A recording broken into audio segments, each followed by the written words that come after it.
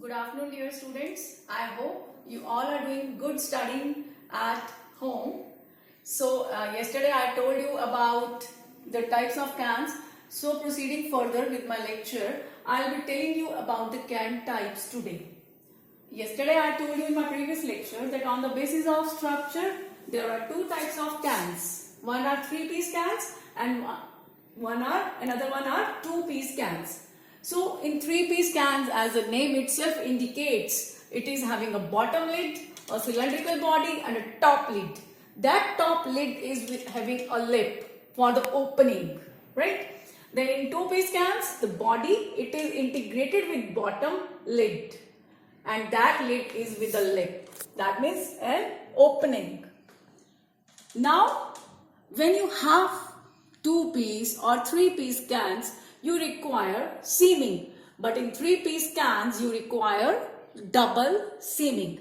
Double seaming, it is used to attach the can body and can lids. Can lids means both top as well as bottom lid. Why this is required? So that the contents, they are protected from the external environment. To protect the internal contents from contamination, you need hermetical sealing, hermetically sealed cans. I told you in my earlier lectures again and again that hermetical sealing means airtight closures. So here also you require airtight closure. That is known as hermetical sealing. Then in 3-piece cans, how they are made? They have a rectangular sheet which is rolled into a cylindrical body. Now there are two methods of seaming. One is soldering, another one is electric welding. Now welded cans, they are dominating the market, while soldered cans, they have almost disappeared from the market. 2-piece cans, I told you that they are two types of drawn cans, shallow and deep drawn cans, right? In shallow, the height of the can is lesser than the deep drawn cans. This you have done. Now these shallow as well as deep drawn cans, they are again of 3 types. One is DRD, one is DWI and one is TOLC. What is DRD? DRD means draw and redraw cans. DWI means draw and wall ironing, iron. And then TOLC means stretch, draw and iron, or you can say draw, stretch and iron. This is based on the method of manufacturing, how you are preparing or how you are manufacturing the cans. DRD, draw, redraw cans. You have to cup the material, the metallic sheets inside some mold. So you have to draw and then again after ironing you have to redraw the cans. Similarly draw and wall ironing. I told you in the manufacturing method also these steps. So in 2-piece cans I have made a diagram. You can very easily find out that here the lid is present and the can body is attached with the end. It is a 2-piece can having the whole body which is attached with the end, right?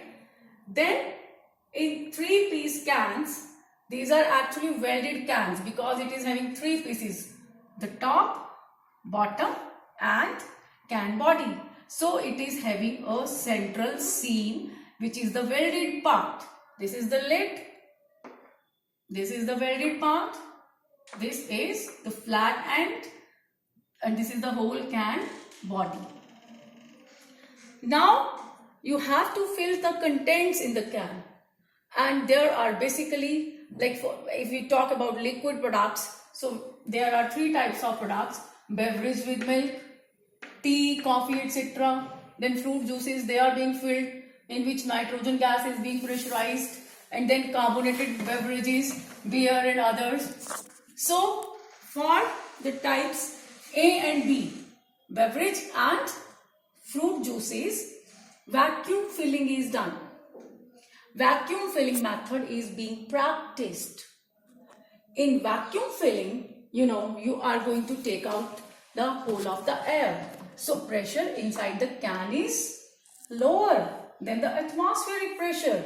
It means you have created negative pressure inside the can because it is lesser than the atmospheric pressure, as you have taken out all the oxygen from the can. So there is a negative pressure, but still the rigidity of the cans is being maintained, and that maintains the can strength.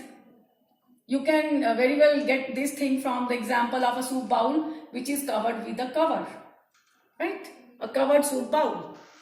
So what is the merit of these type of cans in which you have created vacuum? You studied it in vacuum packaging also, that oxygen is the culprit which causes all the havoc in the foods. So you have taken out the oxygen. So when you have reduced the oxygen, so you protect the can contents, right? So that the contents are not going to be oxidized. Then the second practiced method is pressure filling. Now what you do in pressure filling? By using any type of gas, you are creating some pressure inside the can. The can's internal pressure is now greater than the atmospheric pressure. So what you have created? You have created a positive pressure. In vacuum filling, you created a negative pressure inside the can by taking out the oxygen. But in pressure filling, what you have done? You have created a positive pressure inside the can, as you are using some gas or some contents for creating that pressure. You are filling the contents with pressure filling. So in these type of cans, the strength or the rigidity of the cans is just maintained like an inflated balloon. The way you fill air in the balloon, the rigidity of the balloon is being maintained and it has some stable structure. The same way it works, the pressure filling cans. So I hope you might have, I am really thankful to you students that you are doing so well at home also, and you are doing your lectures. So please continue with the lectures, give me your attendance so that I can find out how many of you have attended the classes. Thank you.